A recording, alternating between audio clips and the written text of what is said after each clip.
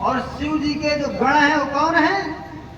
भूत प्रेत इत्यादि रुद्रगण हैं। और रुद्रगण जो संध्या व बेला में घूमते रहते हैं, उस समय पर यदि आप कोई काम करते हैं तो उसके साक्षी वो लोग होते हैं और उसका परिणाम भी वही देते हैं। तो रुद्रगण ऐसे होते हैं कि अगर आपको देखते हैं आप भजन कर रहे हैं, कीर्तन कर मतलब भगवान का कार्य कर रहे हैं, तो तब आपको आशीर्वाद देते हैं। लेकिन यदि आप उस समय पर कोई अनर्गल काम करते हो जो उचित ना हो, तब वो आपको गलत परिणाम देते हैं, मतलब आपको परेशान करते हैं।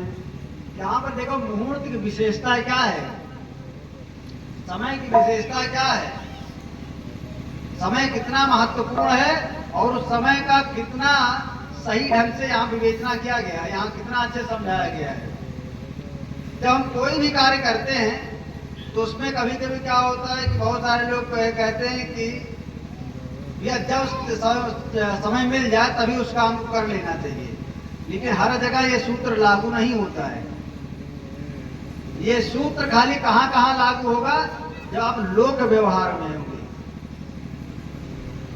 परंतु जैसे संतान प्राप्ति हो गया या धर्म का कार्य हो गया, धर्म का कार्य क्या है, जैसे यज्ञ अनुष्ठान हो गया ना, यज्ञ अनुष्ठान भी बहुत मुहूर्त शोध करके ही ये कार्य होता है।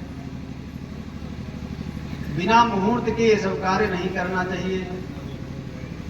इसमें बहुत सारी चीजें ऐसी होती हैं कि जो आम व्यक्ति को पता नहीं होता है, साधारण लोगों को जानकारी नहीं होती है, लेकिन जो शास्त्र के जानने वाले होते हैं उनको पता होता है कि ये कहाँ कमी हो सकती है और उसके कमी का दुष्परिणाम क्या हो सकता है।